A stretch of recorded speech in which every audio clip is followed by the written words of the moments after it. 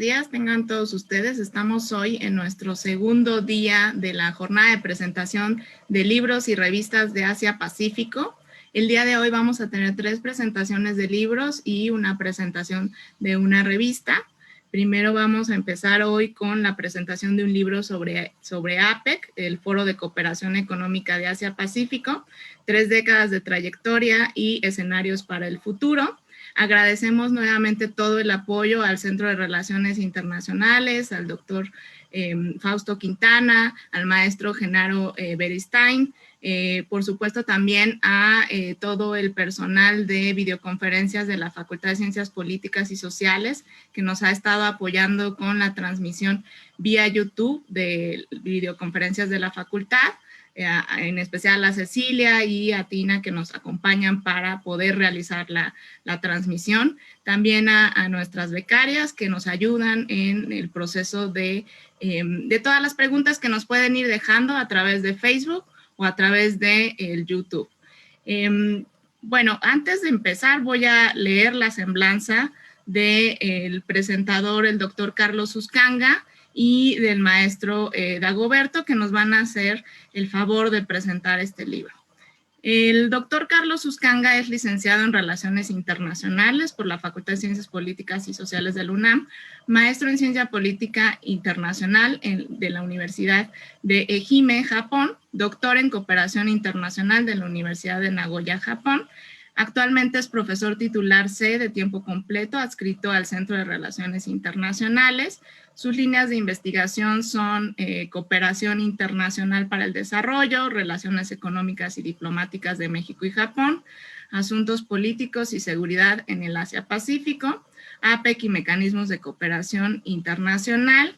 Él tiene diversos libros y diversas publicaciones referidas al área de Asia-Pacífico, en particular también Japón, se especializa también en Japón, y él fue miembro del grupo de estudio para el fortalecimiento de las relaciones económicas México y Japón y del grupo de expertos para el fortalecimiento de la asociación económica entre México y Corea del Sur, organizado por la Secretaría de Economía.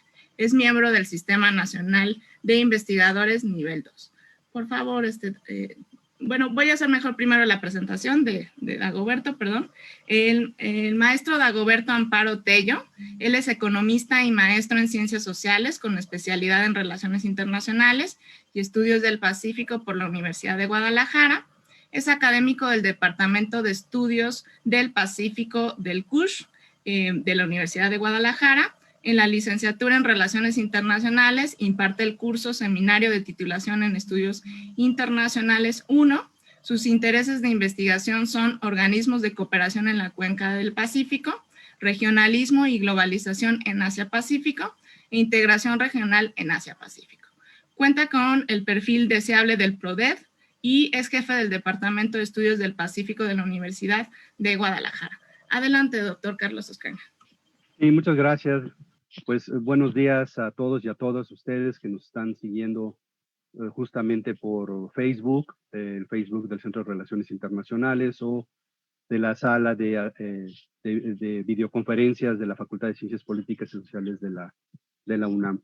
Pues para mí es un gusto, un placer estar el día de hoy con ustedes presentando este libro, asimismo tener como comentarista al maestro Dagoberto Amparo, que es un colega que desde hace muchos años hemos trabajado con él, hemos trabajado con la Universidad de Guadalajara de manera muy cercana junto con otros colegas de la misma institución y que también él, bueno, pues él es un estudioso y ha estado muy pendiente de los procesos de integración regional en Asia-Pacífico, particularmente en el caso de sería muy breve en la presentación, un poco explicar el contexto de la obra, un poco para poderlo enmarcar.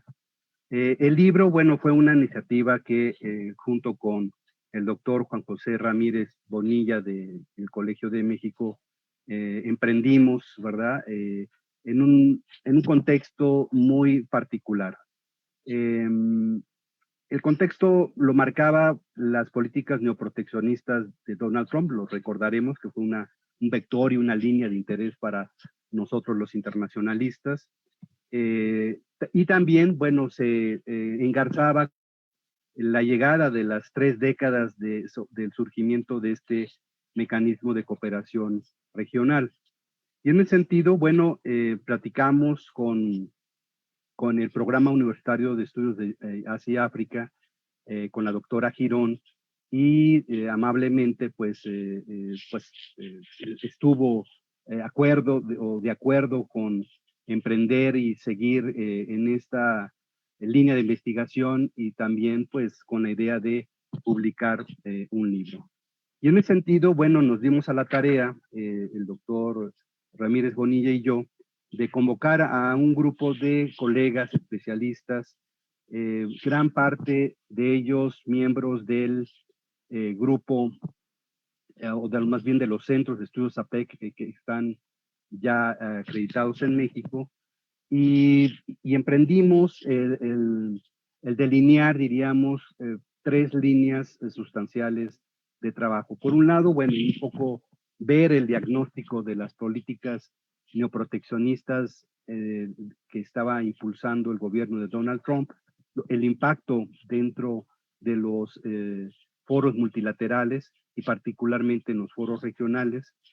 El otro nivel de análisis versaba en, pues un poco explicar la línea de tiempo sobre los 3 pilares que este organismo tiene. Por un lado, la cooperación; por otro lado, la liberalización económica; y finalmente la facilitación del comercio. Entonces, había que hacer una suerte de retrospectiva en términos de cómo este organismo había avanzado en las diferentes etapas dentro de su gestación, desarrollo y madurez. Y finalmente, bueno, el último ejercicio versaba en hacer una suerte de prospectiva, qué futuro iba a deparar a este mecanismo regional, precisamente en términos de estas circunstancias complejas que se estaba viviendo con la profundización de las políticas neoproteccionistas de Donald Trump. Para lo cual, entonces, el libro se integran por 12 textos, en donde colaboran 19 investigadores de diferentes instituciones de educación superior, públicas y privadas en México. Y creo yo, desde mi punto de vista, son de los pocos materiales en español que podemos consultar sobre este mecanismo de cooperación económica bajo una perspectiva integral, es decir, una perspectiva de 360 grados. Otros trabajos que han elaborado otras instituciones hermanas, como la misma Universidad de Guadalajara y la Universidad de Colima, por mencionar a solo 2, así mismo como el Colegio de México, habían visto el tema de APEC desde una perspectiva muy particular, sobre temas muy puntuales, pero creo que la obra, el libro, permite esa visión de conjunto, y creo yo que aporta elementos reflexivos, y también marca líneas de trabajo futuras que los lectores podrán seguir si fuera su deseo.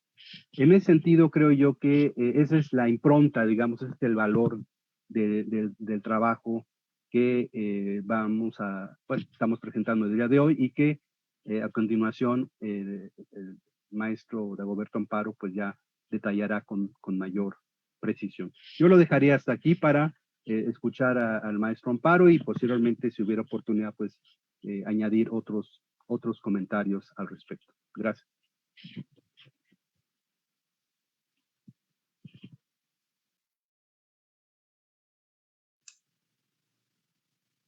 Bien, buenos días a todas, todos. En primer lugar, me permitiría agradecer la invitación a esta presentación de este libro, el Foro de Cooperación Económica de Asia-Pacífico, la PEC, 3 décadas de trayectorias y escenarios para el futuro. Agradezco la invitación del doctor Carlos Uscanga y la doctora Virginia Valdivia. Al tiempo, agradezco por la invitación a participar como comentarista de este libro. Saludo también al doctor Juan José Ramírez, bien tengo el gusto de conocerse.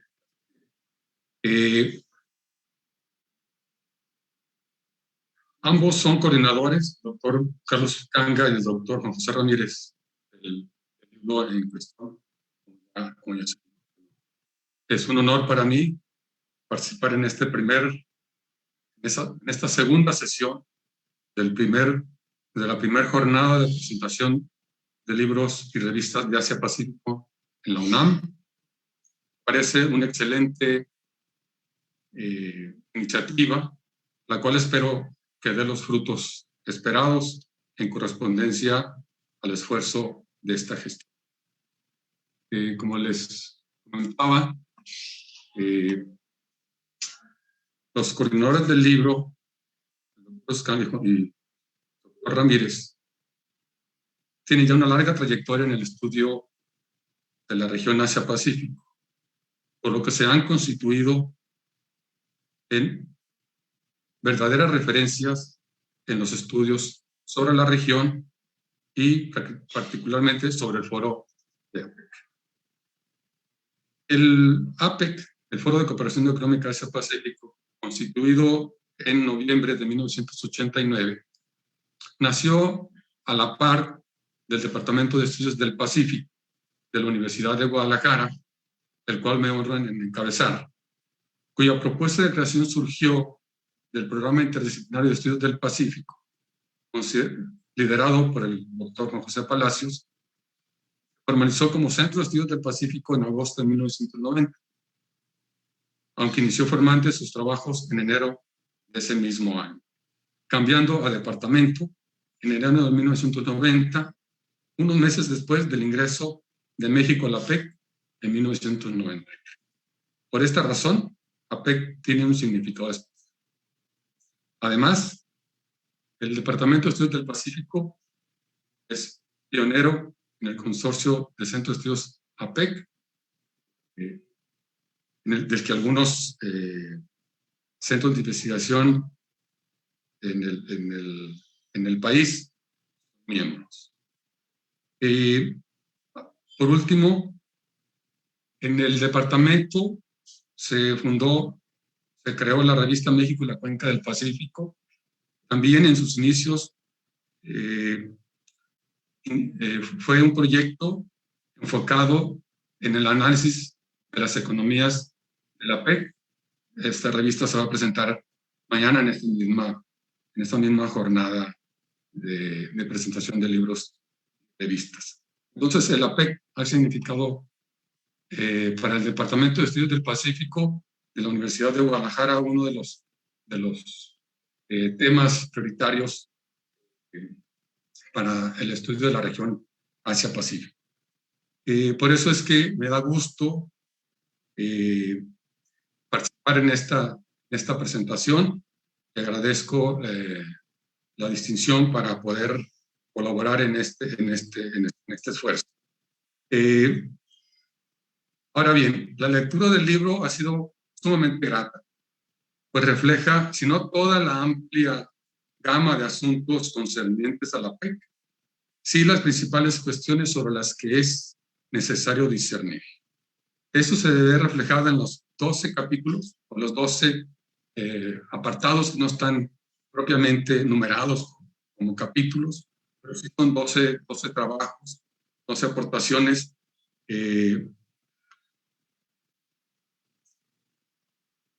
que se reflejan en esos 12 apartados del libro.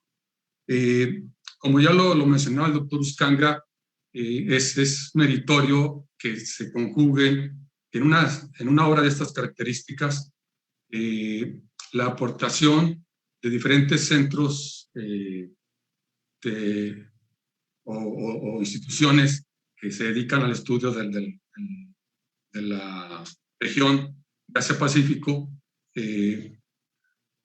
algunos ya conocidos, como lo van a ver en el desglose, en un momento más haré del contenido del trabajo, pero también de gente que se ha estado incorporando al estudio de este fenómeno, de la integración regional en la cuenca del Pacífico.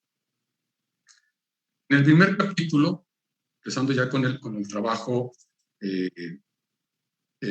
minorizado, efectos disruptores de la administración Trump en la dinámica de APEC, los autores Carlos Suscán y Juan José Ramírez plantean que en esta arena también se reflejó el ánimo del expresidente de los Estados Unidos, Donald Trump, en el sentido de hacer sentir la supremacía estadounidense en este foro, sobre todo en relación con el papel de China en APEC, que es uno de los factores que estarán surgiendo en los temas, es uno de los puntos que surgen en la mayoría de los temas de los que compone el trabajo que aborda este libro, pero ese es uno de los factores que hay que tomar en cuenta, sobre todo en la etapa de la presidencia de Donald Trump. Esto se establece que se entra en una confrontación abierta en cierto modo, contraria a las maneras de APEC. Y lo anterior podría incidir catastróficamente en el futuro de APEC, trastocando las bases de las negociaciones en el marco del foro, fundamentadas en el consenso, con el riesgo de que los intereses de la potencia más fuerte sean los que prevalezcan, en lugar de, como se estipula generalmente en las negociaciones del APEC, de las negociaciones deben estar todos de acuerdo para que lo que se negocie se pueda llevar a la práctica, pueda poner en operación en el segundo capítulo, 30 años de APEC, la trayectoria del foro, metas de Bogor y visión post-20, Eugenia Anguiano, traza de manera magistral la génesis y evolución del APEC, así como de las metas de Bogor, que plantean una meta de libre comercio para las economías desarrolladas hacia 2010 y hacia 2020 para las economías en desarrollo. Al respecto, sostiene que esa liberalización avanzó por efecto de acuerdos regionales y bilaterales o entre pequeños grupos de países, así como de acciones derivadas de la inconclusa ronda de Doha, es decir, por un fenómeno de liberalización económica más o menos generalizado. En cuanto al avance del comercio dentro del foro, sostiene, ha sido también subproducto de conveniencias nacionales ajenas a acuerdos y metas como las de Bogor. Así, anticipa que es probable que el entorno refleje un fracaso del APEC y un ascenso del proteccionismo a nivel global, y las metas de Bogor terminarán en un fracaso maquillado y arropado por el lenguaje oficial adoptado en el APEC. Refleja esto, pues, una visión hasta cierto punto crítica que en algunos otros documentos se ve reflejado. Vamos a ver más adelante, pero sí establece, pues, un parámetro de cómo medir la trayectoria, de cómo de cómo se han sentado las bases de la proyección de la APEC en esas 3 décadas, y hacia el futuro en lo que puede devenir, que es de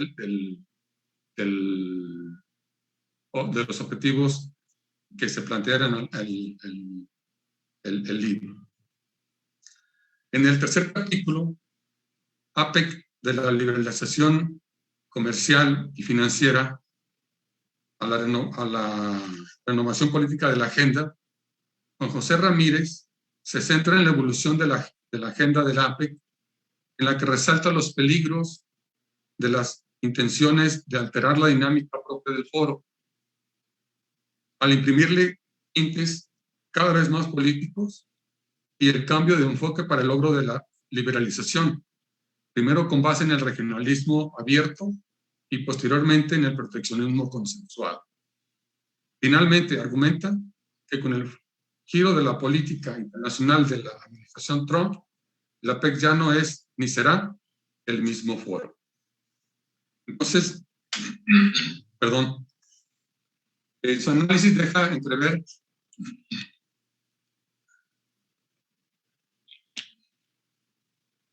que la administración Trump puede incidir negativamente o de manera catastrófica en lo que pudiera ser el APEC en el futuro. En cuanto al capítulo o la sección balance de 25 años de APEC, de México en el APEC, Juan González, Ángel Licona y Ernesto Rangel dan seguimiento a la participación de México en el foro desde su incorporación en 1993. Así, sostienen que los resultados desde el punto de vista económico no han sido los esperados, sino más bien adversos, y son pocos los resultados positivos y concretos que México ha logrado en la vinculación con APEC. Asimismo, sugieren tratar de cambiar esa situación y aprovecharla de mejor manera, sabiendo que en el organismo el liderazgo único ya no lo tendrá Estados Unidos y que China se erige como la economía más influyente en la región de APEC.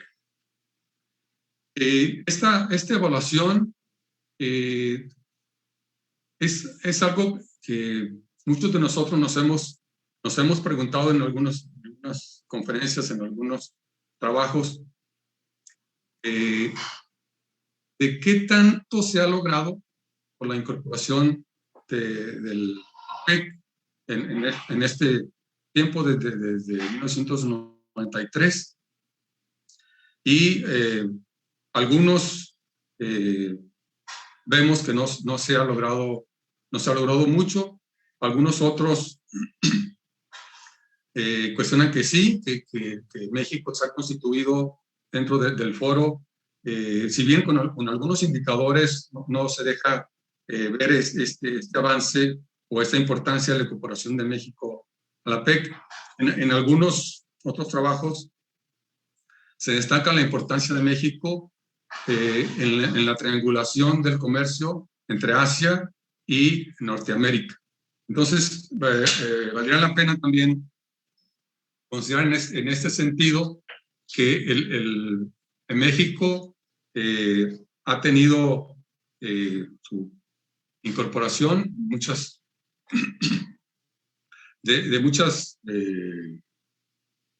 maneras bajo el cobijo de la participación en el foro de Estados Unidos, pero en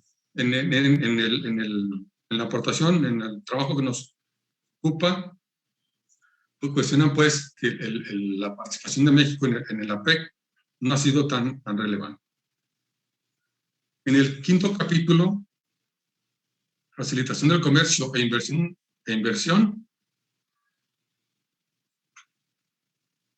programas y acciones en el APEC, América Zamora, César Navarro y Antonio Favila confirman mediante su análisis que uno de los tres pilares de APEC, la facilitación del comercio y la inversión, aún está lejos de alcanzar los objetivos planteados en las metas de Bogor. No obstante, concluyen que se debería encauzar los esfuerzos de la PEC a su cabal cumplimiento.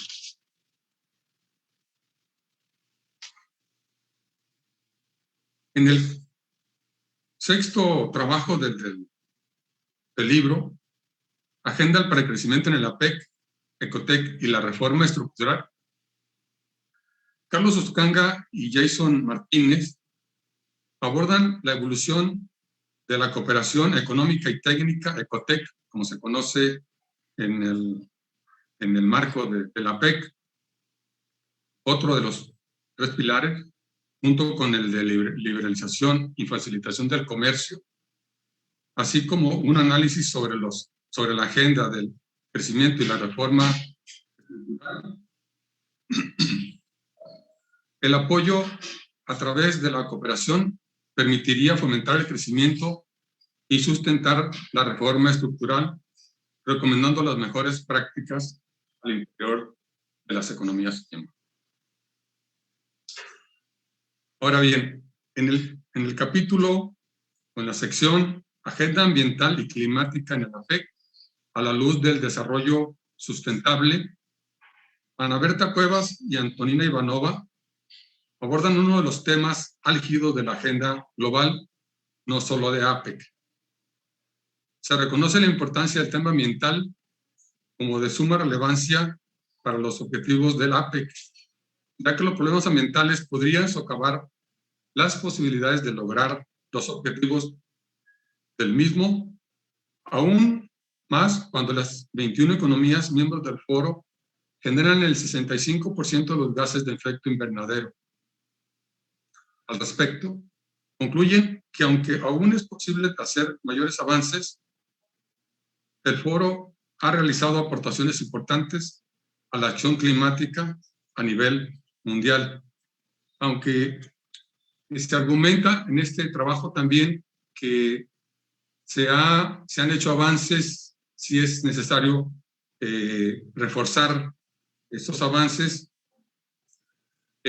porque si bien ha disminuido el ritmo de crecimiento en la generación de gases de efecto invernadero, aún son muy altas, y la propio foro genera una gran proporción de los gases de efecto invernadero vertidos a la atmósfera. Entonces, se reconoce el esfuerzo que ha hecho el foro, pero se sugiere que deben hacer mayores esfuerzos para aportar más a la resolución de este problema.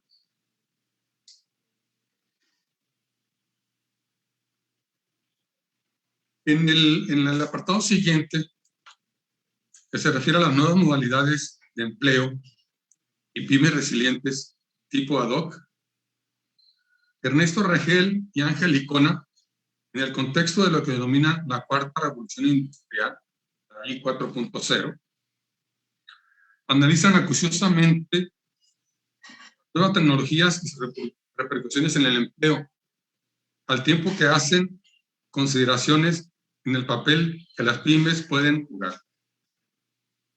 Esto dada la capacidad de generación de empleo. A tal efecto, los centros de oportunidades digitales de APEC, ad hoc, siglas en inglés, pueden y deben, según su percepción, generar condiciones adecuadas para que la población en desventaja mediante su capacitación o recapacitación logre insertarse al desarrollo que impone la cuarta revolución industrial por medio de la reducción de la brecha digital.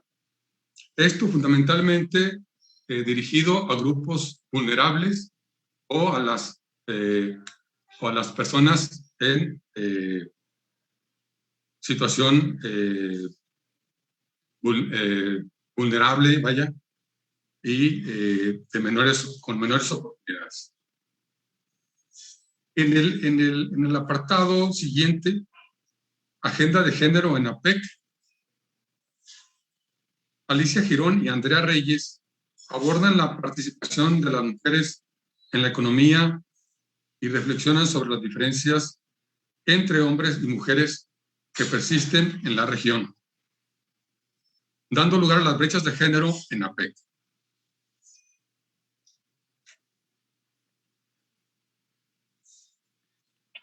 Así, argumentan que las políticas públicas con perspectiva de género de las economías miembros deben dirigirse hacia la inclusión completa de las mujeres en la vida económica de las mismas.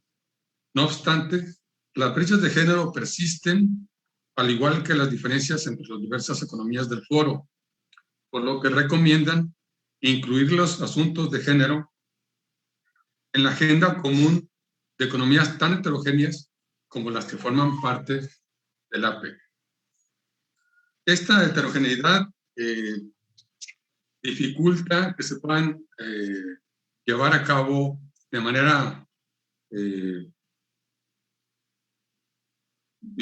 igual, digamos, en todas las economías, y que se puedan aplicar las mismas medidas, pero la recomendación es que se hagan los esfuerzos necesarios y los esfuerzos que pueda llevar a cabo cada economía para reducir las brechas de género. En el siguiente apartado, que se refiere a la cooperación y el desarrollo en APEC, entre los compromisos internacionales y los intereses regionales, Marilena Romero sostiene que el objetivo de asegurar y promover la cooperación económica en aras de impulsar un desarrollo más equitativo en la región se da en el marco del enfrentamiento e intereses de sus miembros.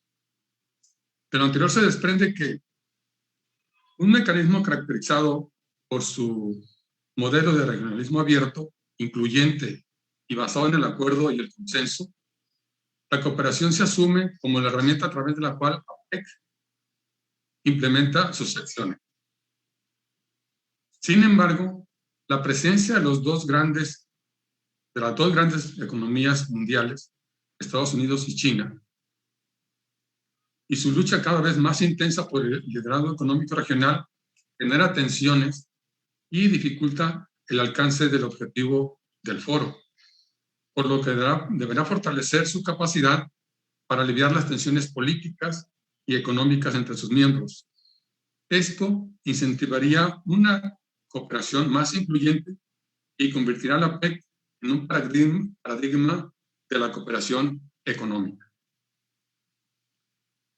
En el 11º trabajo presentado en este libro, es APEC Post-2020, Conectividad, Cadenas de Proveeduría, Vladimira Cos y Juan Felipe López destacan que para los fines de APEC, en materia de crecimiento y desarrollo económico, la conectividad y las cadenas de suministro son fundamentales, ya que su relevancia radica en el potencial para incorporar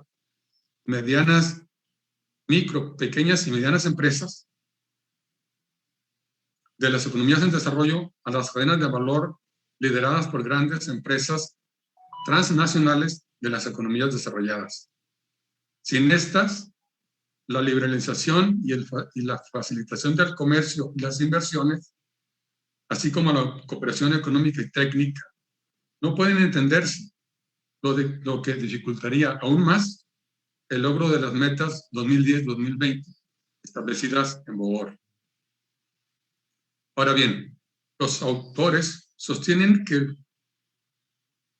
no obstante que en los últimos años se ha puesto énfasis en la inclusión de las TIC en los planes para ampliar la conectividad en sus tres modalidades: física, institucional y persona a persona, todavía es un tema en ciernes, sobre todo en cuanto a la definición de sus componentes y los métodos específicos de medición de lo que se constituye para el APEC en un importante desafío por delante en la era post-Bogor. Finalmente, en el último capítulo, en el último trabajo presentado en este libro, titulado APEC, Reforma Institucional y Prospectiva ante la Postglobalización, Escenario Post-Papúa Nueva Guinea, Daniel Lemus, Miguel Ángel Montoya y Dunia Bautista, con base en la premisa de que la historia del APEC se caracteriza por las luchas entre sus miembros, no solo por lo que la institución debe hacer, sino también por cómo deben decidirse y ponerse en práctica sus prioridades, donde la punta del iceberg es la consabida disputa entre Estados Unidos y China. Realizan un ejercicio prospectivo del APEC ante el escenario postglobalización a partir de la exploración de la reforma institucional del foro. Así, describen 3 posibles escenarios derivados del análisis prospectivo, cuyo horizonte temporal es el 2030.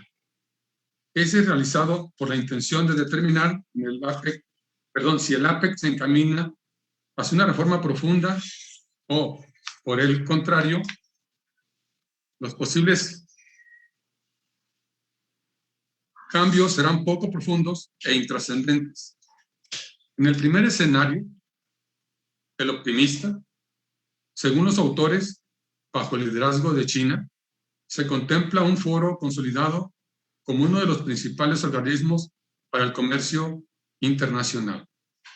En el segundo, el pesimista, en donde Estados Unidos sería el líder, el APEC se vuelve cada vez más una organización obsoleta, en riesgo de desaparecer y con serias discrepancias entre sus miembros, buscando cada cual sus intereses y privilegiando sus propias agendas.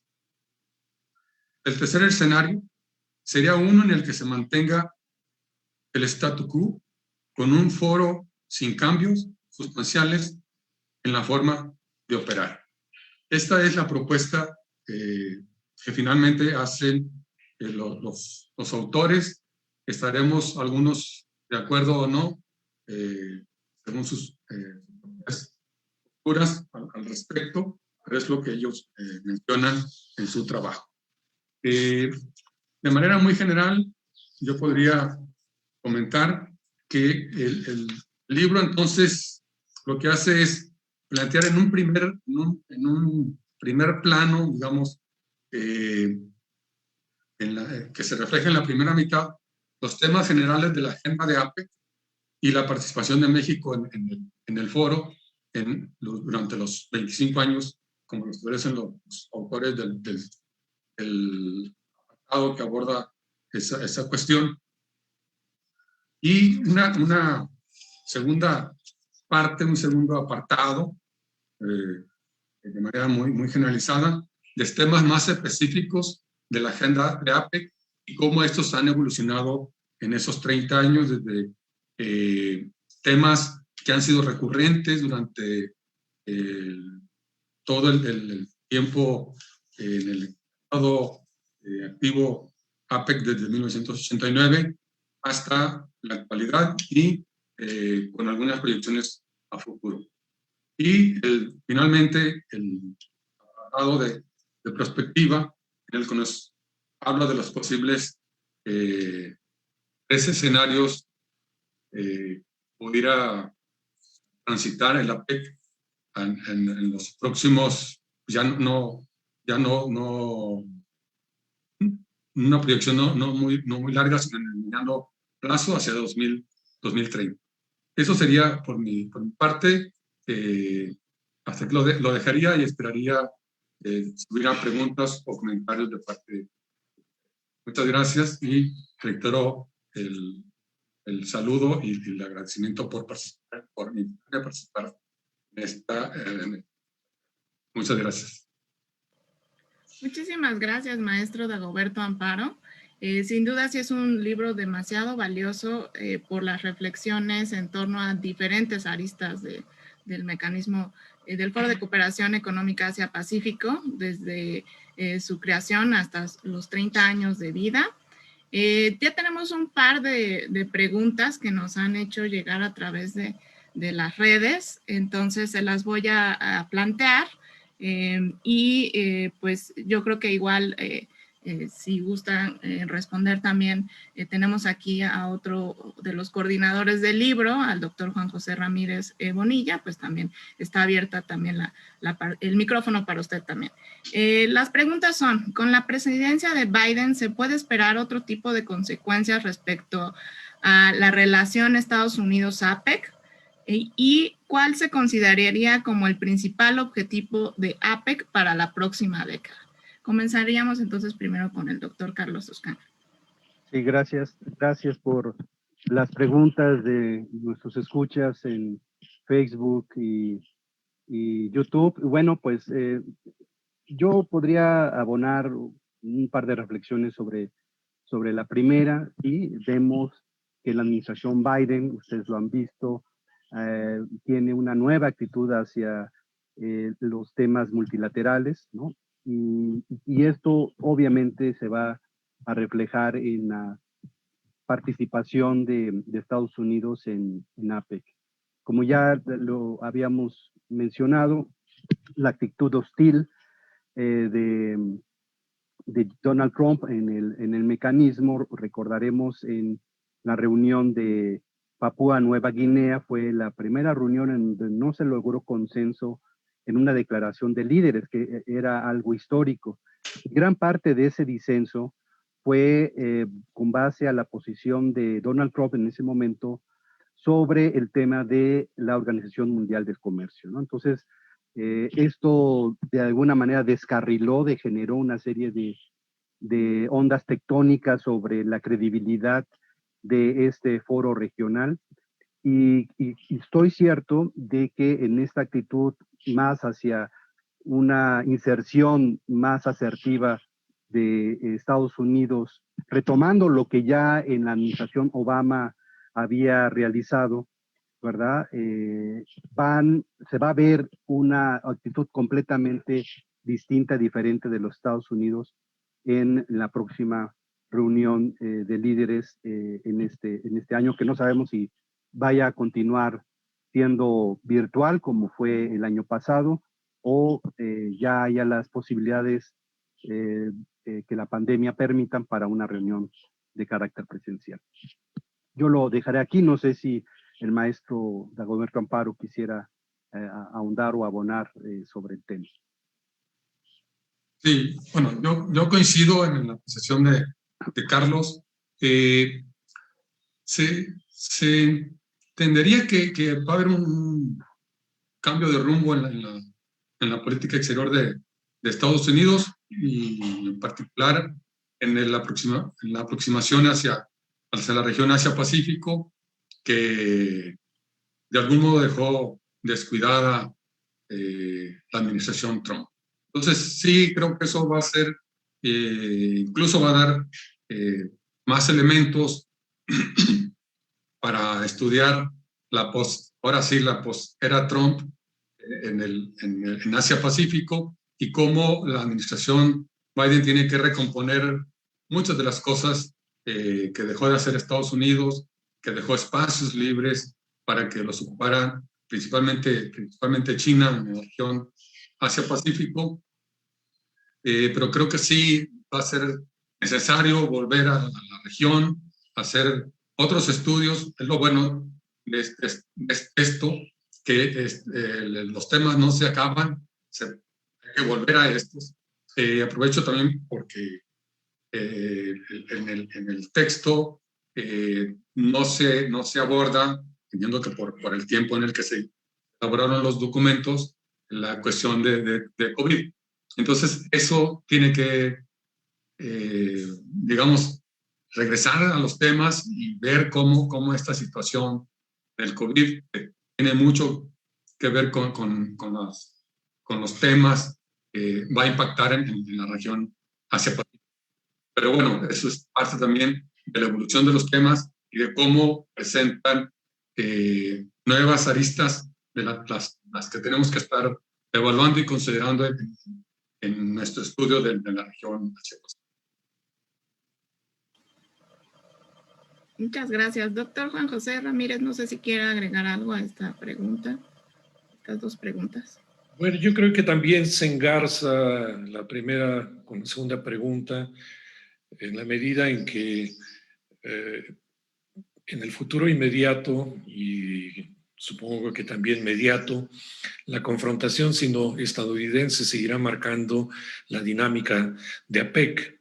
Ya hemos visto ahora en estas primeras semanas de la administración Biden que cuando menos en dos áreas importantes esa confrontación no solamente se mantiene, sino que va a agudizarse. En el campo de la economía, en días pasados, en la prensa internacional, ha circulado la iniciativa, el proyecto que presenta el gobierno estadounidense a sus socios asiáticos del Pacífico para constituir cadenas productivas sin la participación de China. Y esto obviamente va otra vez en línea directa con la política de USA First ¿no? de Donald Trump, donde la administración Biden, más allá de corregir en términos formales algunos de los pronunciamientos del señor Trump, va a darle continuidad en la esencia de esa política que favorece los intereses de Estados Unidos. En el campo de la política vamos a encontrarnos con otro problema, donde otra vez las circunstancias actuales prolongan lo que ya creó el señor Trump en el pasado. A finales de la administración Trump, el Congreso estadounidense aprobó la ley Taipei, buscando que los socios de Estados Unidos recompongan su relación económica y de cooperación con el gobierno de Taiwán, no necesariamente en el sentido del reconocimiento de la diplomático del gobierno taiwanés, pero sí en la recuperación de la relación económica de un actor que es fundamental en la región. Y ahora otra vez, apenas en días pasados, algún congresista estadounidense ha presentado una ley para terminar con la política de una sola China y explícitamente reconocer diplomáticamente a Taiwán. Habrá que esperar para ver cómo funciona esto, pero en el trasfondo lo que vemos es que esta confrontación sino-estadounidense va a prolongarse todavía durante la administración Biden. Y esto va a ser, a fin de cuentas, el núcleo central del funcionamiento de APEC. Las dos potencias incluidas en este foro van a seguir con este conflicto con altibajos. Y entonces, para los demás miembros de APEC, creo yo que la tarea más importante sería contener este conflicto en el sentido, no me canso de decirlo, en el sentido que le daba la palabra al término contención el presidente de Estados Unidos, Richard M. Nixon, cuando recompuso la relación con Estados Unidos, con China. Es decir, mantener dentro de un marco institucional a la vez multilateral, pero también bilateral con Estados Unidos, a un Estado que consideraban entonces conflictivo. Hoy, yo creo que para los gobiernos de APEC, la contención de China y Estados Unidos es un objetivo primordial, porque eso les permitirá intentar administrar el conflicto en ese marco multilateral para evitar sobresaltos que por necesidad desestabilizarían económica y políticamente la región. Yo creo que ese va a ser, cuando menos en el mediano y aún en el corto y aún en el mediano plazos, el fulcro de la política en APEC. Muchísimas gracias, doctor Juan José Ramírez. Sí, efectivamente, solo con ver los discursos del secretario de Estado Anthony Blinken y con la llamada entre Joe Biden y Xi Jinping, pues nos podemos dar una idea de que seguirá, habrá continuidad de Estados Unidos hacia China con la misma directriz que tenía el gobierno anterior. Tenemos todavía una pregunta que nos acaban de hacer llegar, y además de la pregunta me gustaría que nos pudieran abonar en dónde podríamos conseguir el libro. La pregunta es, a su consideración, ¿cuál de las dos modalidades de foros multilaterales entre APEC y G20 es el que más le conviene a México en función a sus intereses económicos? Por favor, doctor Uzcategui. Pues sí, muy interesante. Creo que son dos foros completamente distintos en términos, aunque mucho de la agenda que tanto el G20 como en el APEC es común, es decir, distintos en su estructura, en sus alcances, en sus metas, pero los temas son comunes, ¿no? Hay toda una, digamos, se transminan desde lo multilateral a lo regional y viceversa, muchos de los temas que se observan, ¿no? En el caso de APEC, bueno, ya el maestro Dagoberto Amparo hizo referencia, es un foro que, bueno, tiene una serie de retos en términos de su misma visión y conformación, ¿no? Decisiones tomadas en consenso, decisiones de carácter voluntario, y esto ha sido, pues, la impronta que este foro tuvo desde su inicio, y para muchos han sido también un obstáculo. Hay toda una corriente que da cuenta de que por no tener un carácter vinculante, el camino o los pasos que APEC ha tenido no son tan, digamos, firmes. Yo no estaría muy de acuerdo con esa perspectiva. Creo que es otro modelo de cooperación económica, y creo yo que pues bajo esa lógica hay que entenderlo también bajo cómo se conforman los elementos constitutivos. El papel que jugó la Asociación de Naciones del Sudeste de Asia fue vital para dar cuenta exactamente de esta percepción de acciones voluntarias, graduales y no vinculantes. No, en el caso del G20 es un foro de más largo alcance. En sí, también hay una serie de críticas sobre las capacidades de incidencia que los miembros puedan tener para apuntalar de manera más asertiva sus recomendaciones, y cómo éstas se puedan traducir ya en política pública específica y en acciones ya concretas.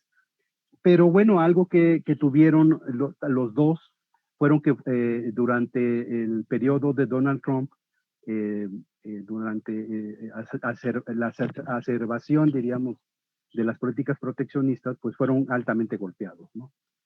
Criticados por los Estados Unidos, en fin. Entonces, hay puntos en común, y bueno, y creo que México en los dos foros tiene grandes posibilidades, ¿no? Que todavía en muchos sentidos no han sido completamente desarrolladas. Creo yo que hay esto nos transitaría a una discusión aparte sobre cómo México ha sido asertivo, ¿no?, en su participación en los foros regionales y multilaterales. Pero bueno, hay una serie todavía de cuentas pendientes desde mi punto de vista particular, en que México pues no ha logrado, digamos, tener un posicionamiento y un aprovechamiento más claro en su política exterior y en su política económica exterior. Bien, sobre dónde conseguirlo, bueno, es en el marco del PUEA. Pueden ustedes visitar la página del Programa Universitario de Estudios de Asia y África. Ahí está en la parte de ediciones, está el libro, ahí viene toda la información de dónde pueden conseguir la obra y el costo de la misma. Igual pueden mandar un correo al PUEA para, ahorita en estas condiciones de la pandemia, que los espacios están cerrados, tengo entendido que ellos también realizan una serie de guardias, y el que quisiera adquirir la obra, pues se tendrían que poner de acuerdo para la logística, ¿no? En fin, yo lo dejaré aquí, doctora Valdivia. No sé si alguno de mis colegas quisieran abonar sobre la pregunta antes realizar. Yo nada más para hacer un breve comentario con respecto a si México le conviene más o le conviene participar en APEC con el G20. Yo diría que no es cuestión de si uno u otro, más bien o de más o menos, sino de participar más activamente en general en los foros de cooperación, en los organismos regionales en los que tenga la oportunidad de participar antes de poner una disyuntiva si uno u otro. Yo creo que sí es necesario, como lo apuntaba Carlos al final del comentario, ser más proactivo en los foros regionales en donde tenga participación.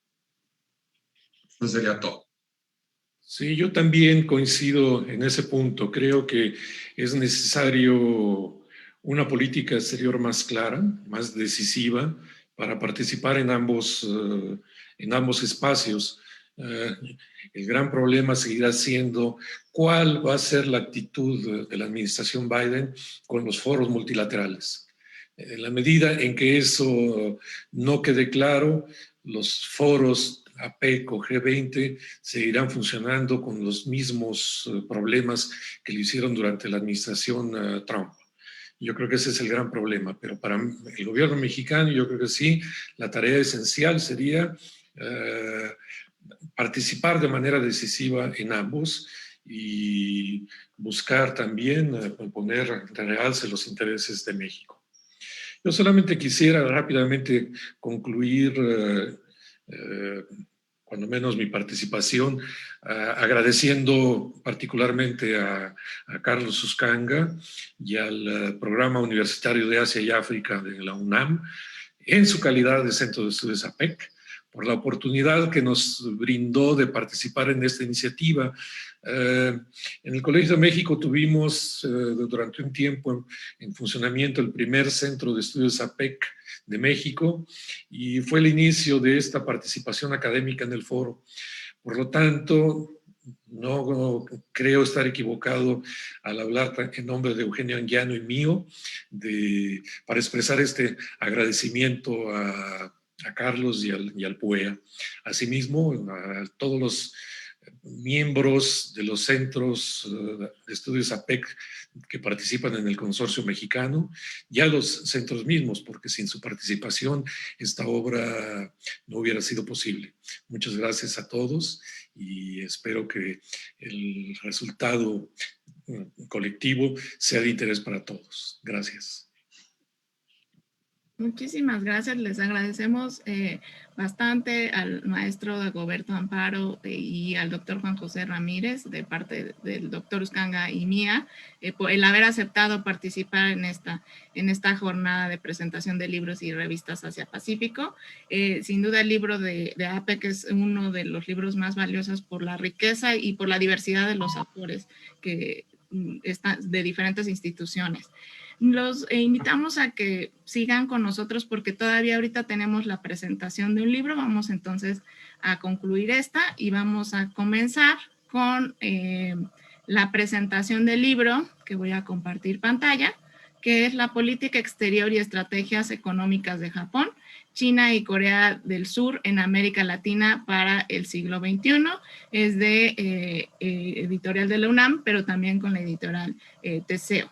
Voy a leer primero la semblanza del comentarista que nos acompaña ya en la sesión. Él es el doctor Ulises Granados Quirós.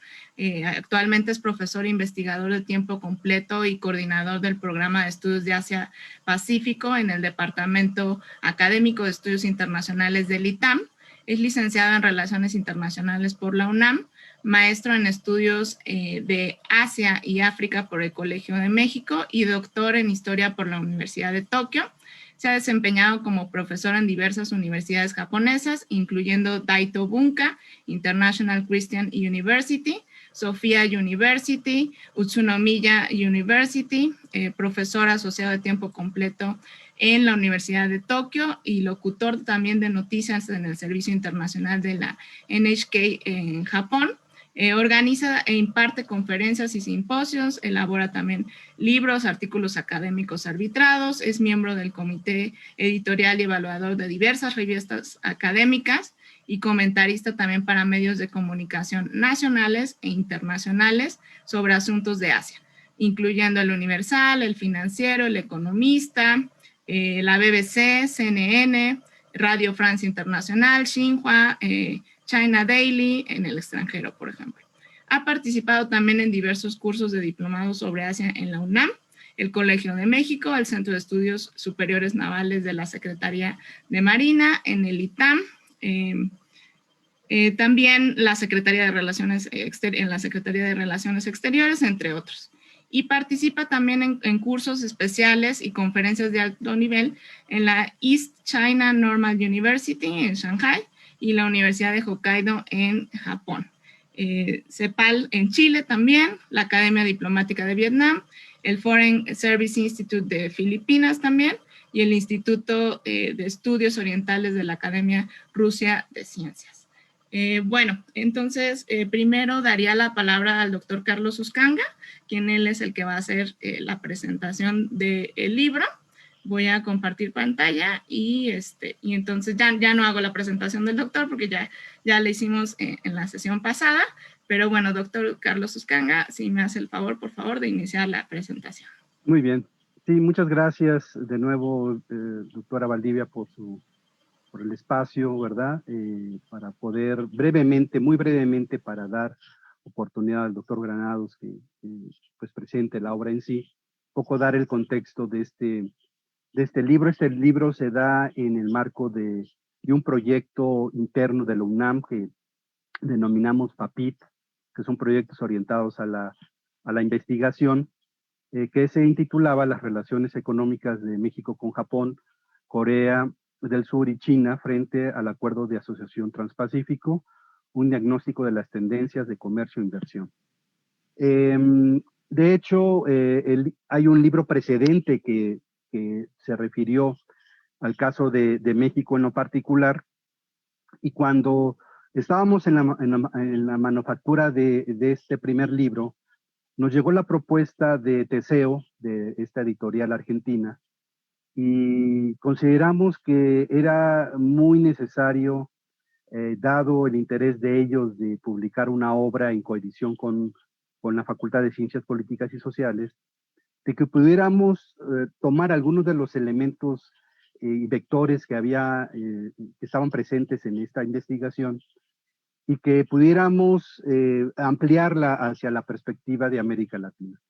Entonces mandamos la propuesta, la editorial Teseo les pareció sensacional, un poco pensando también en el mercado sudamericano, y fue como pues decidimos convocar a un grupo de colegas, amigos, de jóvenes, digamos, especialistas, uno de ellos de Japón, que nos pudiera auxiliar precisamente en esta tarea.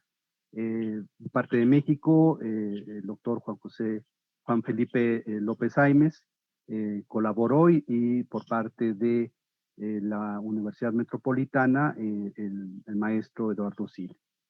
Y en ese sentido, bueno, empezamos también a delinear cuáles serían los vectores que iban a articular el libro. Uno de ellos pues era pues hacer un diagnóstico, ¿no?, sobre la presencia de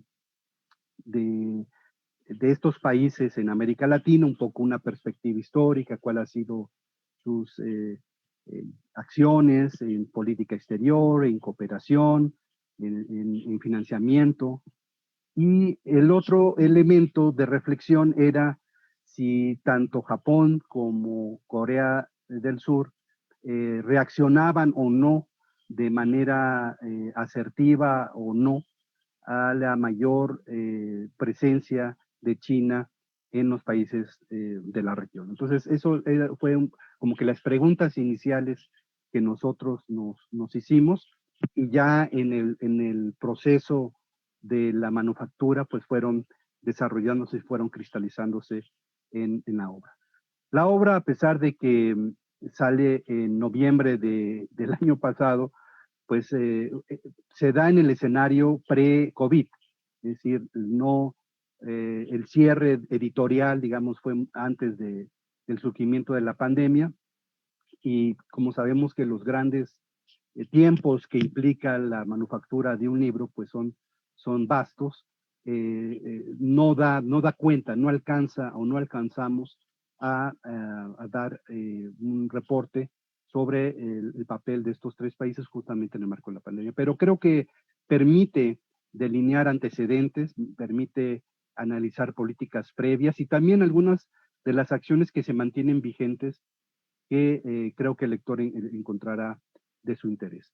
Yo lo dejaré aquí para no ser más invasivo. Me da mucho gusto que el doctor Granados haya aceptado comentar el libro. La verdad, yo lo conocí todavía en su fase de estudiante en la Universidad de Tokio y inmediatamente hubo el clic, ¿verdad?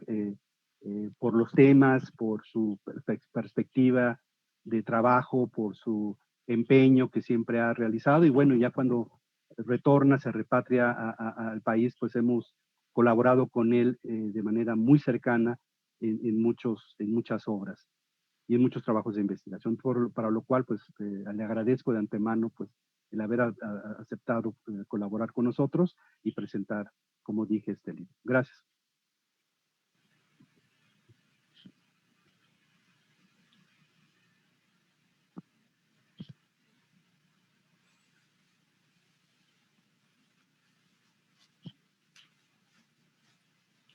Continúo. Sí, continúa, sí. Muy bien.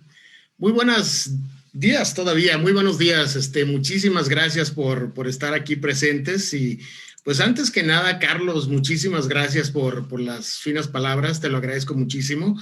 Y doy gracias a la UNAM, para pues invitarme a esta primera jornada de la presentación de libros y revistas relacionadas con Asia-Pacífico. Es un tema fascinante, es un tema que a mí me ocupa de tiempo completo y esta es una ocasión muy especial para mí.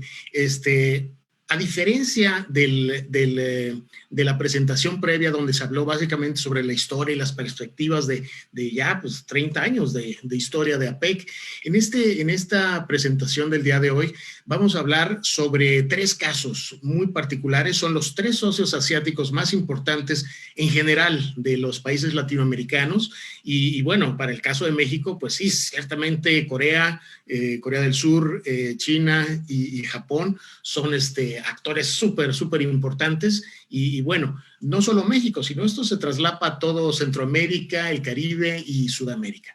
Para mí es un gusto, muchísimas gracias ayudarme, y haberme invitado aquí a la presentación del libro Política Exterior y Estrategias Económicas de Japón, China y Corea del Sur en América Latina para el siglo XXI. Ha cambiado mucho desde la década de los años 80, 90. En los últimos 15 años ha habido cambios vertiginosos en las políticas, en la política exterior de muchos de estos países y el escenario de América Latina para recibir inversiones, comercio, relaciones de muchos tipos con estos países ha cambiado, se ha hecho multifacética y bueno, es un texto, o sea, yo quisiera comenzar diciendo que este es un texto básico, será un texto básico tanto para estudiantes como para personas del público en general que no necesitan tener un conocimiento muy particular, muy especializado sobre Asia-Pacífico, porque los tres textos están, además, de una forma escrita tan fina, tan sencillo, tan claro, que cualquier persona, sin ser, por ejemplo, un estudiante de relaciones internacionales o un especialista, puede entender claramente el mensaje que transmiten estos tres grandes autores y su coordinador. Este libro... ya un poquito hablando más sobre contenido, está integrado por 3 capítulos, la introducción, 3 capítulos y las conclusiones o reflexiones finales de Carlos Uscanga. El primer capítulo está escrito por el doctor y amigo Juan Felipe López Saimes, conocido de hace ya tiempo, un muy buen amigo del Centro Regional de Investigaciones Multidisciplinarias del CRIM de la UNAM. Él escribió sobre Corea del Sur Como mencionaba Carlos, por parte de Japón, la parte de Japón fue el doctor Yusuke Murakami de la Universidad de Tsukuba.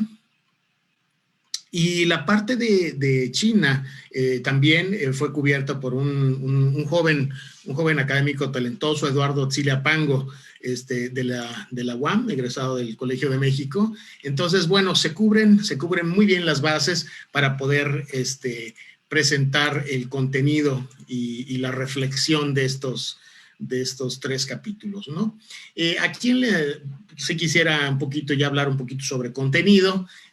Hablar un poco de la introducción del libro. Carlos hace una presentación estupenda, clara, concisa, de la visión de las estrategias, de los instrumentos económicos y la naturaleza de los resultados obtenidos hasta ahora por estos 3 países asiáticos en América Latina. A mí me pareció muy interesante que pone un énfasis muy particular en los argumentos, por un lado, de la dependencia coreana de su sector externo. Por otro lado, la transición de las relaciones nipo-latinoamericanas, que de alguna forma identifica Carlos, y claro, el profesor japonés identifica como claramente inconclusas. Y por el lado de China, el argumento central es que se trata de buscar las causas sobre esta asimetría económica en la relación sino-latinoamericana. Nosotros aquí en México sabemos claramente esta situación. Tenemos un déficit comercial muy grande con China, una relación de 12-1 en importaciones y exportaciones.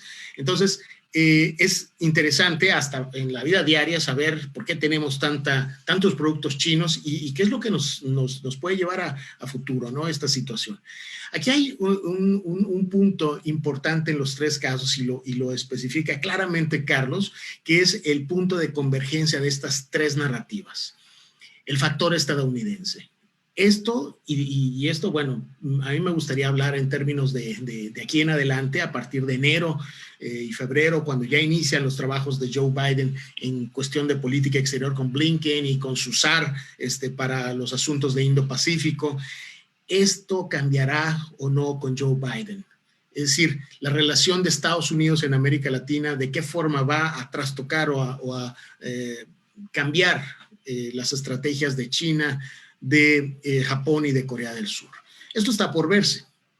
Entonces, bueno, el primer capítulo es un texto de Juan Felipe López sobre la presencia de Corea del Sur en América Latina en el siglo XXI. Y bueno, él inicia básicamente señalando con una pregunta: ¿cuál es la estratégica de Corea en América Latina, ¿no? Y le da el clavo señalando claramente que es una estrategia de exportación y de comercio internacional, ¿no? Se ha visto en los últimos años cómo se han firmado, Corea del Sur ha firmado acuerdos de libre comercio con varios países a inicio del siglo XXI, y es una manifestación clara que identifica Juan Felipe López. Me interesa mucho la parte donde él señala la intención de Corea del Sur de presentarse como una potencia media. Se sabe ya a nivel internacional que esa es la carta que se proyecta. Se presenta como potencia media y tiene realmente una alta capacidad de proyectarse en términos de poder suave, si ustedes quieren también, e influencia. Y bueno, dentro de esto, pues, la importancia de su diplomacia pública y cultural. Aquí el autor presenta claramente cómo Corea ha exportado sus contenidos culturales a América Latina y ha tenido una activa participación en esquemas de asistencia oficial para el desarrollo y otras estrategias que él identifica claramente como el KSP, Knowledge Sharing Program, y los préstamos económicos que continúan hasta el presente, ¿no? Aquí me parece también interesante los puntos que menciona el autor sobre el modelo de la presencia económica en América Latina, ¿no? Primero, mediante acuerdos de inversión y luego de acuerdos comerciales, ¿no? Pero sobre todo la presencia de los políticos y la alta dirigencia de estos países, y en el caso coreano, en los últimos 25 años, las visitas presidenciales a América Latina, ¿no? Y aquí, pues, yo recuerdo en el año 2016, 2016, cuando vino la presidenta Park Geun-hye, se hicieron trabajos muy intensos por parte de la embajada surcoreana y del gobierno surcoreano, pues para tratar de avanzar en algún tipo de modelo de libre comercio con México, y asuntos pendientes que hubo en el estado de Nuevo León con esta gran empresa Kia, ¿no? La diplomacia surcoreana a nivel personal de sus líderes ha sido importante en varios países de Latinoamérica, ¿no? Y creo que también aquí, y ya con esto casi que terminaría con la parte de Corea, me parece muy valioso entender que la presencia de Corea del Sur en América Latina es también no solo bilateral, y eso lo comparte, es una experiencia que comparte igual con Japón y con China y otros países, sino también multilateral y a través de los mecanismos regionales. Entonces, aquí el autor del capítulo menciona la participación de Corea del Sur en FOCALAE, en MICTA, mecanismo de consulta informal junto con México y otros países, el mecanismo de SICA, CELAC también, etcétera, etcétera, ¿no? Entonces, Corea del Sur ha podido identificar e insertarse en cierto grado con estos mecanismos de cooperación regional. Y finalmente, en otro punto que también coincide con China y con Japón en este sentido, señalar que Corea del Sur tiene socios prioritarios, y tiene socios prioritarios en comercio y en inversiones de inversión extranjera directa, ¿no? En este caso, bueno, podemos hablar de México, Perú, Brasil, Argentina y Chile, que bueno, no es de sorprenderse porque son las economías pues realmente más dinámicas en esta región, ¿no? Entonces, creo que es una muy buena radiografía que la que presenta Juan Felipe López Aimes sobre la presencia, la penetración y las nuevas estrategias económicas y luego cómo se manifiesta esto en política exterior por parte de Corea del Sur. En el caso rápidamente del caso de Japón, el profesor Murakami identifica cambios importantes de la evidencia del ocaso de Japón en América Latina. Esto es algo que a mí me intrigó muchísimo. En política exterior, la alianza con los Estados Unidos ha mostrado ciertas tensiones. Yo no quiero decir fracturas, pero sí algunas tensiones. Y me pareció interesante cómo el autor identifica 3 principios de la relación con Estados Unidos: los lazos de cooperación, la prioridad económica y la atención a inmigrantes japoneses y sus descendientes en América Latina, ¿no? En estos puntos ha habido cambios desde la década de los años 80. Entonces, América Latina está vinculada en la historia y en el comercio y los intercambios sociales con Japón de una forma muy curiosa, y desde la década de los años 80 esto ha ido cambiando, ¿no? Creo que Murakami presenta pues convincentemente cómo la diplomacia económica ha sido el pilar de la política exterior. Creo que sí, los argumentos son bastante convincentes, explica cómo esta inercia sigue vigente en términos, por ejemplo, entre otros casos, de la asistencia oficial para el desarrollo, ¿no?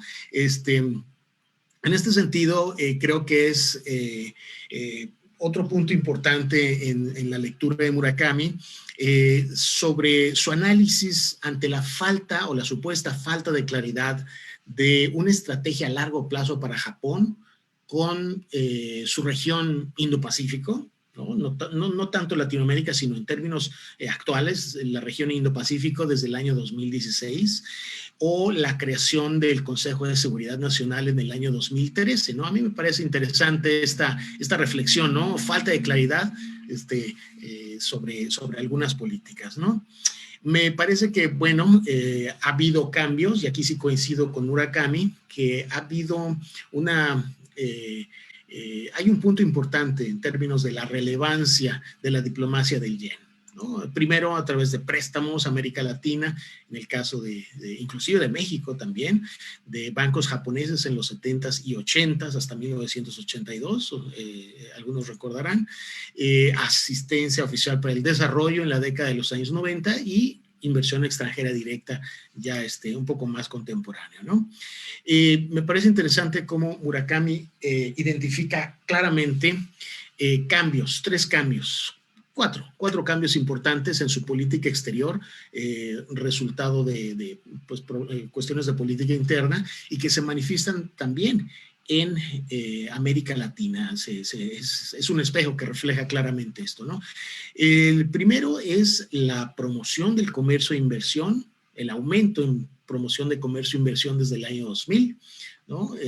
Comercio, inversión, apertura económica. En el caso de México, el acuerdo de asociación económica en vigencia desde el año 2005 es también una manifestación de esto.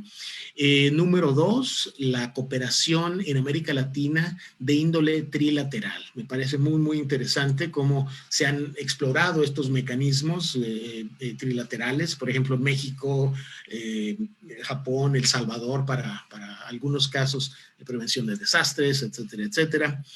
La participación de en operaciones de preservación de la seguridad de Naciones Unidas, los PKO, los cascos azules japoneses en Haití en el periodo del 2010 al 2013, que refleja claramente la política esta que inició en 1992 con Camboya, ¿no? La presencia de Japón en esta región, pero esta necesidad de presentar una política exterior más activa y relativamente independiente de los Estados Unidos para mandar fuerzas de paz a varios países, en Asia, en algunos países de África, pero en Haití ocurrió esto en el 2013 y 2014, ¿no? Y número 4, un cambio importante, los programas de conectividad. Esta intención del gobierno japonés de promover inversiones de alta calidad traen consigo también estos grandes programas de conectividad y es una beta importante a explotar por parte de las empresas transnacionales japonesas que están operando en ultramar, ¿no? Y en este caso en América Latina, ¿no?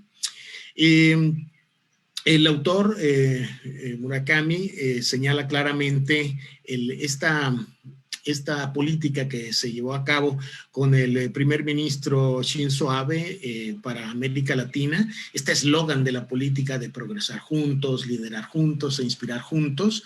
Probablemente muchos de ustedes habrán escuchado esto y que además a mí me parece que es producto de la idea del embajador Yamada, todo este eslogan que se creó en la Cancillería japonesa para América Latina.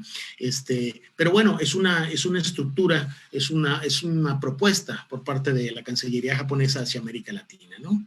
Y bueno, finalmente aquí el autor termina presentando claramente cuáles son los desafíos para Japón en las cuestiones de su relación con América Latina. Y en primer lugar, bueno, pues está sobre la necesidad de una mayor presencia empresarial en América Latina. Vimos desde el año 2017, cuando entra el presidente Donald Trump a la presidencia de los Estados Unidos, anuncia su retiro del TPP. Japón se ve en la necesidad bueno, exitosamente en la necesidad de abrir este nuevo canal del TPP-11 o CPTPP, pero las empresas al principio tuvieron muchos problemas porque tuvieron que escoger. En el caso de México, por ejemplo, algunas empresas empezaron a pensar en la necesidad de trasladarse directamente a los Estados Unidos por presiones del gobierno de los Estados Unidos, ¿no? Entonces, una mayor presencia empresarial en América Latina, en México, en países de Sudamérica, Centroamérica y el Caribe, este es un reto, ¿no? Un desafío para Japón. Otro desafío importante para Japón sería lograr que sus aspiraciones como una potencia, la tercera potencia económica en el mundo, se materialicen en América Latina. Hemos visto que China y Japón están librando una batalla diplomática desde el año 2013-2014 aquí en América Latina y uno de los retos para este país, para Japón, es lograr que sus aspiraciones de una mayor presencia se materialicen, ¿no? Porque hay fuerzas importantes, ¿no? La competencia china, la competencia coreana, en menor medida la competencia económica de la India en algunos países. Y bueno, finalmente, número 3, el desafío de los desafíos más importantes de Japón actualmente será cómo adaptarse a los cambios de la escena internacional, ¿no? Cómo va Japón a leer América Latina frente a los cambios que están ocurriendo, frente a la gran presencia económica de China, frente a la política que todavía, ciertamente, como mencionaban en el módulo pasado, no ha quedado muy claro Estados Unidos, cuál será la política multilateral, la política económica regional para América Latina. Y bueno, estos cambios que están ocurriendo, sin mencionar, por supuesto, el tema del COVID, que es otro gran tema, pues aquí es importante ver cómo Japón se adapta a estos cambios. El capítulo de Eduardo Zili Apango sobre visiones críticas de la estructura de la relación China-América Latina y el Caribe es un texto muy provocador, es un texto muy interesante. La pregunta básica es ¿cuál es la causa de la asimetría comercial, ¿no? Queda muy claro que China es el socio más importante de prácticamente la mayoría de los países de América Latina.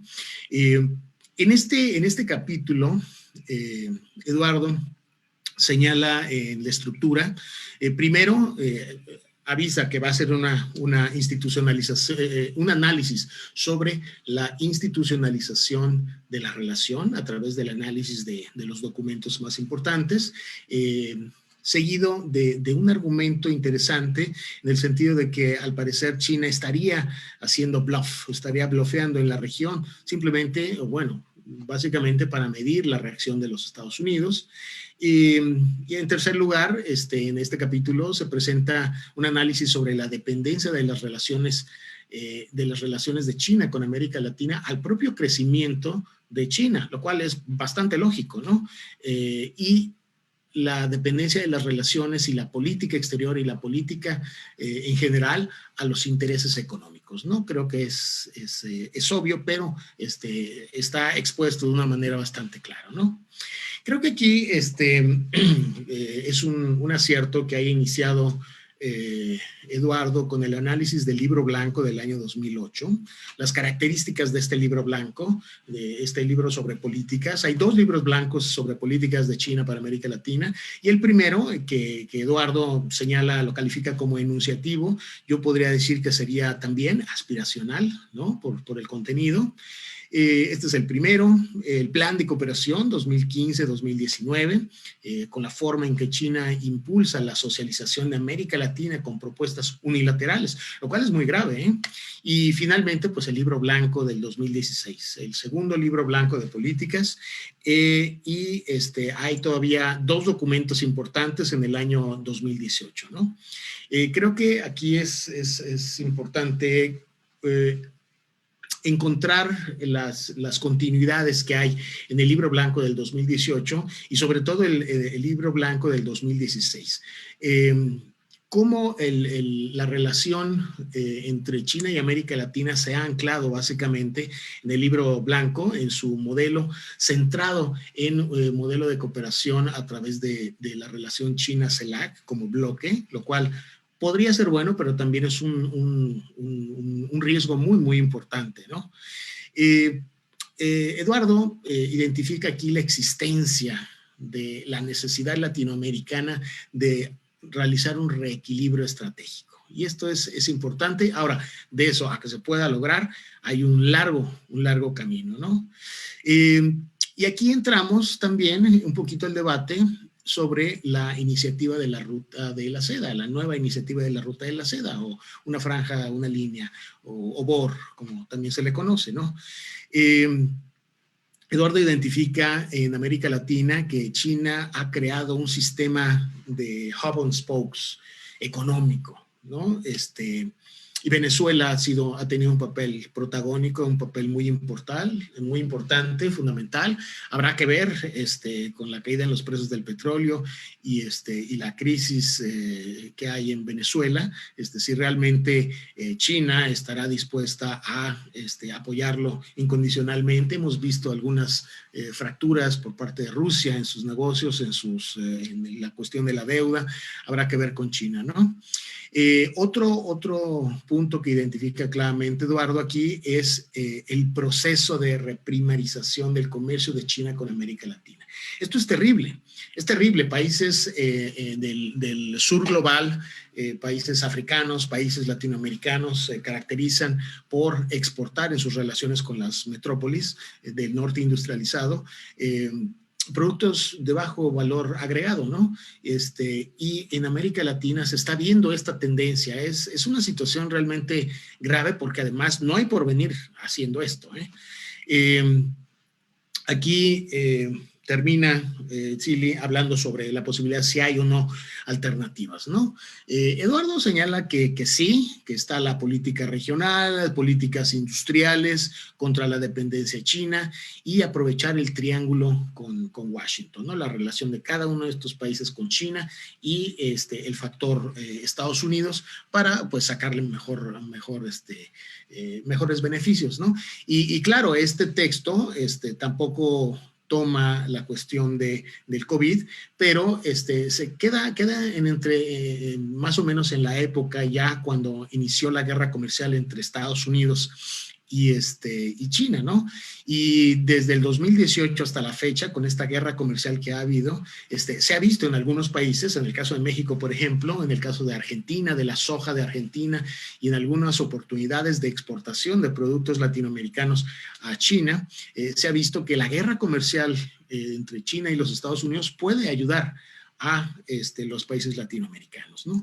Claro, esto es pasajero, esto es emergente o podría ser un cambio importante, queda por verse, ¿no? Y finalmente aquí el epílogo, las reflexiones de Carlos Uscanga, aquí me encantó cómo él hace el recuento de la naturaleza de la presencia de Japón, China y Corea del Sur en América Latina, ¿no? Y de los modelos de cooperación con esta región. Carlos reflexiona sobre por qué la asistencia oficial para el desarrollo en el caso de Japón es diferente a la cuestión de China o de Corea en América Latina, ¿no? También la forma en que Carlos pone de relieve que China, bueno, desde el año 2004 ha desplazado a Japón como exportador a la región de América Latina, ¿no? Y esto lo mencioné hace unos minutos, se identifican, Carlos lo identifica nuevamente, patrones similares en los tres países para vincularse con mecanismos regionales, ya sea el Banco Interamericano de Desarrollo, CELAC, Alianza del Pacífico también, que han mostrado su interés. Y bueno, al final hay un recuento muy interesante de los 3 capítulos, resaltando que los mandatarios de estos 3 países han prestado más atención y han viajado más a la región en los últimos 8 años. Yo termino mi reflexión aquí con dos grandes preguntas, ¿no? ¿Cómo afecta la posible crisis del multilateralismo de estos 3 países en América Latina, si es que hay una crisis? No sé, esta crisis es pasajera, lo vimos con Trump, quedó muy claro, pero no se sabe de aquí en adelante con Joe Biden cómo irá cambiando la situación. ¿Esta crisis del multilateralismo es pasajera o es estructural? El G7 se reunió recientemente y se comprometió a fortalecer los mecanismos multilaterales. Y bueno, ¿en qué puede afectar o no esto? Las relaciones que tiene cada uno de estos 3 países con América Latina, ¿no? Creo que son temas muy, muy interesantes a analizar, a debatir, y el escenario está ahí.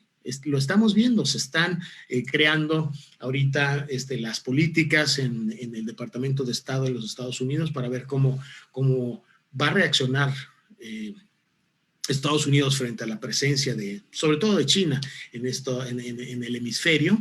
Sí creo que Estados Unidos ha dejado un poquito desatendida la región, y esto se ha cubierto por parte principalmente de China, pero en menor medida también de Corea y Japón. A mí me llama mucho la atención en el caso de Japón, por ejemplo, la presencia modesta pero continua en Centroamérica y el Caribe. Y bueno, habrá que ver en los próximos años los cambios estructurales en las relaciones internacionales, cómo pueden condicionar la nueva relación de estas 3 naciones asiáticas con los socios que estamos de este lado del Pacífico. Y bueno, con esto déjenme terminar y pues preguntas, respuestas, adelante. Muchas gracias. Muchísimas gracias, doctor Ulises Granados, por tan minuciosa presentación. Bueno, tenemos una pregunta que nos han vertido hasta el momento. Les recordamos que pueden vertir sus preguntas a través del canal de YouTube de videoconferencias de la facultad y del Facebook, de la página del Facebook del Centro de Relaciones Internacionales. La primera pregunta es, ¿cuál o cuáles son los países latinoamericanos más relevantes para Corea del Sur en términos económicos? Que creo que hubiera estado bien ayer con los especialistas en Corea del Sur, pero bueno, vamos a tratar de responderla. Y ya también nos llegó otra. Con el desarrollo de OBOR, ¿cree que pueda revertirse la primarización con la relación de China con Latinoamérica? ¿Hay oportunidades de expandir esta ruta comercial a Sudamérica? Y finalmente esa pregunta también, la vinculación de Japón y con la población latinoamericana a través de los Nikkei puede ser utilizada para ampliar los flujos comerciales y la vinculación diplomática. Entonces, primero le daría la palabra al doctor Carlos Uscanga, si nos quiere señalar algunos comentarios sobre esto, y después al doctor Ulises Granado. Adelante, doctor Carlos Uscanga. Sí, muchas gracias. Bueno, gracias por sus preguntas. Algunas de ellas están justamente en el contenido del libro, entonces no voy a hacer más spoilers para invitarlos a que ustedes lo puedan leer directamente, pero bueno, vamos, indudablemente en el caso de la perspectiva y la estrategia de Corea del Sur en particular con algunos países latinoamericanos, pues México es uno de ellos. En el libro y también en la obra del doctor Juan Felipe López Aimes, él ha abordado de manera muy profunda sobre este tema, las implicaciones que hubo en términos de la llegada de la automotriz Kia, por ejemplo, aunque en un contexto de ausencia de un acuerdo de carácter bilateral con Corea del Sur, ha sido también un tema de reflexión porque no ha habido, y esta vía de alcanzar un acuerdo de libre comercio será a través de la Alianza del Pacífico, que es uno de los aspectos que han estado presentes. Indudablemente Brasil es otro país. Ustedes en el documento van a poder ver pues todas las estadísticas de inversión y de comercio con Brasil, con Chile, Argentina y otros países latinoamericanos, pero siendo estos primeros mencionados los más relevantes, más importantes.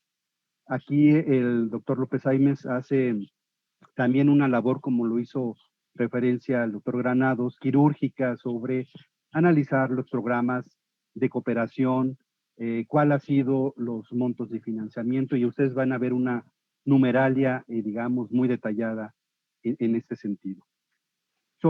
Me salto a la segunda, a la última pregunta, porque, bueno, el doctor Granados conoce más sobre China que yo, y él podrá dar algunos elementos sobre OBOR.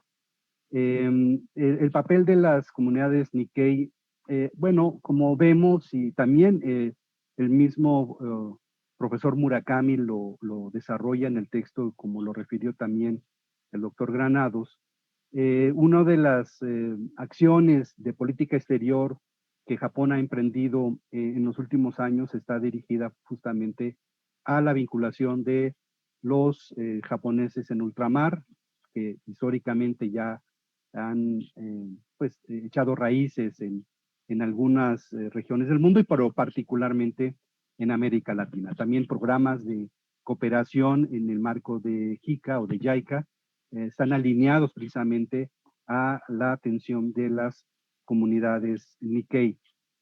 Y bueno, y esto ya sería un tema de investigación también importante, que hay estudios de caso que se han referido, por ejemplo, en México, como la comunidad Nikkei también ha sido un vínculo muy importante para jalar opciones de inversión, ¿verdad? Vemos el caso de Yakult, México, por ejemplo, con la familia Kasuga.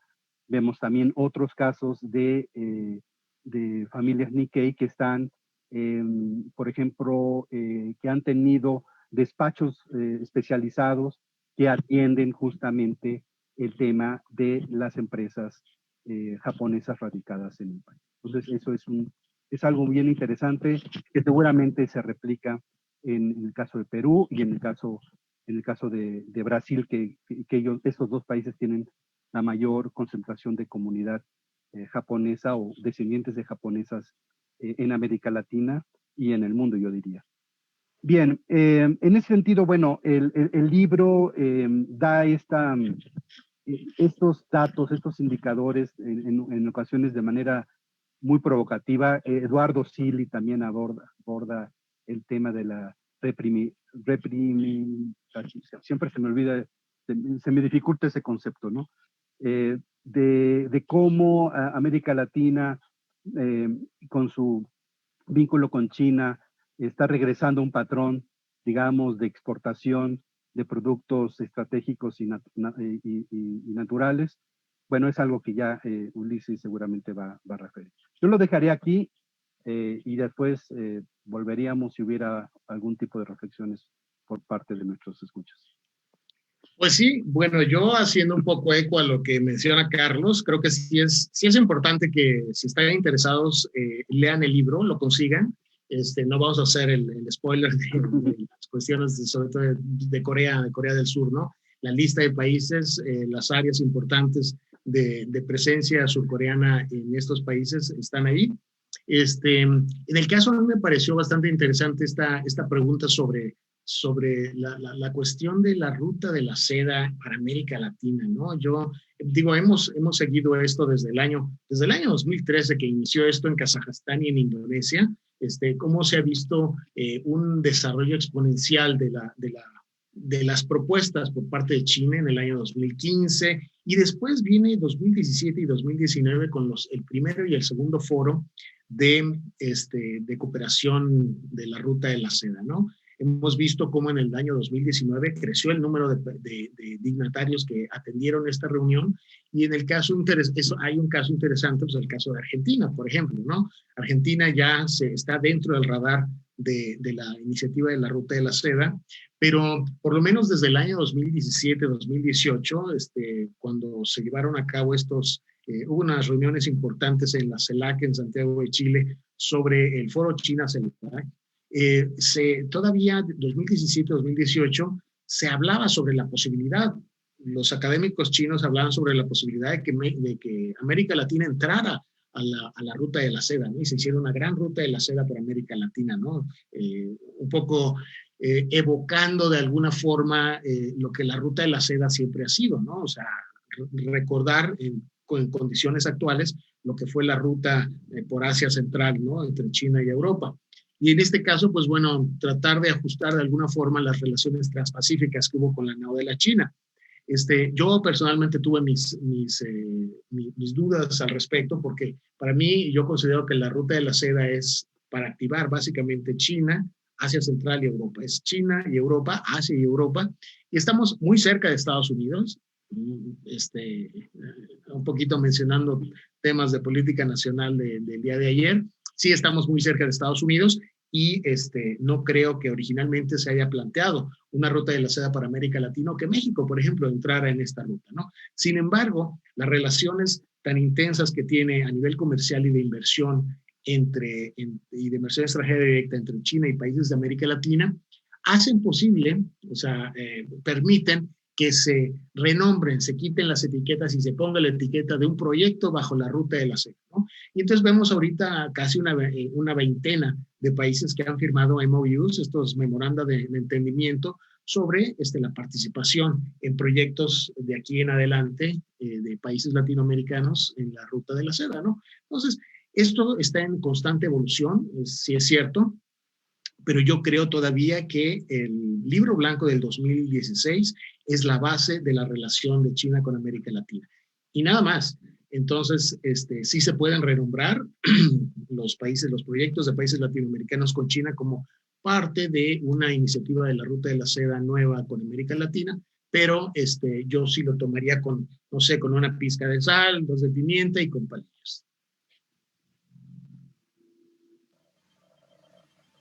Muchísimas gracias, doctor Ulises Granados. Sí, yo creo que ese tema también lo vamos a poder responder en la sesión de mañana, sobre todo el de los Nikkei, porque vamos a tener una presentación de libros sobre la presencia japonesa en Jalisco, pero también sobre los japoneses en Morelos y cómo son testimonios de una amistad. Entonces, yo creo que ahí van a salir a relucir todas estas cuestiones de los flujos comerciales y de los vínculos también diplomáticos. Pues no sé si, bueno, antes de que pasemos a ya casi el cierre de esta presentación, sí me gustaría si nos podría también decir en dónde podríamos encontrar el libro. Doctor Carlos Uscanga, por favor. Pues muchas gracias por la pregunta. Sí, bueno, el libro, como ya hice referencia, es una coedición con la editorial Teseo de Argentina. Entonces, ustedes si googlean Teseo Argentina, van a encontrar el sitio web de la editorial. Ahí buscar el libro, La política exterior y estrategias económicas de Japón, China, Corea del Sur en América Latina para el siglo XXI, y ahí van a poder tener dos opciones. Una es la descarga en PDF o en EPUB, que es inmediata, que es la bondad, digamos, ahora de estos servicios digitales. Y la otra opción es comprarlo bajo impresión bajo demanda por Amazon. Esto, bueno, es impresión bajo demanda y tardaría un poco en llegar. Sin embargo, también ya está disponible en Gandhi, también bajo esa misma modalidad de impresión bajo demanda. Estamos en la espera de recibir el lote de libros que vamos a tener en la Facultad de Ciencias Políticas y Sociales de la UNAM.